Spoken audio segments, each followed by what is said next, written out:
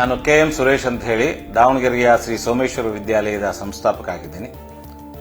ಇದೇ ತಿಂಗಳು 27 ಮತ್ತು 28ನೇ ತಾರೀಕು ನ್ಯೂಸ್ ಫಸ್ಟ್ ಚಾನೆಲ್ ವತಿಯಿಂದ ಮಧ್ಯ ಕರ್ನಾಟಕದಲ್ಲಿ ಜ್ಞಾನ ಸಂಗಮ ಎಂತಕ್ಕಂಥ ಹೆಸರಿನಲ್ಲಿ ತುಂಬಾ ದೊಡ್ಡ ಶೈಕ್ಷಣಿಕ ಮೇಳನವನ್ನು ಆಯೋಜನೆ ಮಾಡ್ತಾ ಇದ್ದಾರೆ.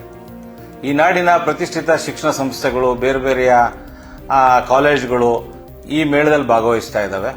ಇವುಗಳ ಉದ್ದೇಶ ಇಷ್ಟೇ, ನಮ್ಮ ಯುವ ಜನಾಂಗ ಮೆಡಿಕಲ್ ಮತ್ತು ಇಂಜಿನಿಯರಿಂಗ್ ಅವೆರಡು ಬಿಟ್ಟು ಬೇರೆ ಕ್ಷೇತ್ರಗಳ ಕಡೆಗೆ ಇವತ್ತು ಕಣ್ಣಾಯಿಸೋದು ತುಂಬಾ ಕಡಿಮೆ ಆಗಿದೆ. ಬೇರೆ ಕ್ಷೇತ್ರದಲ್ಲಿ ಸಾವಿರಾರು ಉದ್ಯೋಗಗಳಿದಾವೆ, ಸಾವಿರಾರು ಅವಕಾಶಗಳಿದಾವೆ, ಅವುಗಳ ಬಗ್ಗೆ ನಾವು ಚಿಂತನೆ ಮಾಡ್ತಾ ಇಲ್ಲ. ಹಾಗಾಗಿ ಯುವ ಜನಾಂಗವನ್ನ ಬೇರೆ ಬೇರೆ ಕ್ಷೇತ್ರದ ಜೊತೆ ತೊಡಗಿಸಬೇಕು ಅನ್ನೋ ಉದ್ದೇಶ ಇಟ್ಕೊಂಡು ನಮ್ಮ ನ್ಯೂಸ್ ಫಸ್ಟ್ ಚಾನಲ್ ಏನು ಈ ಮಧ್ಯ ಕರ್ನಾಟಕದಲ್ಲಿ ಒಂದು ದೊಡ್ಡ ಮೇಳವನ್ನು ಆಯೋಜನೆ ಮಾಡಿದೆ.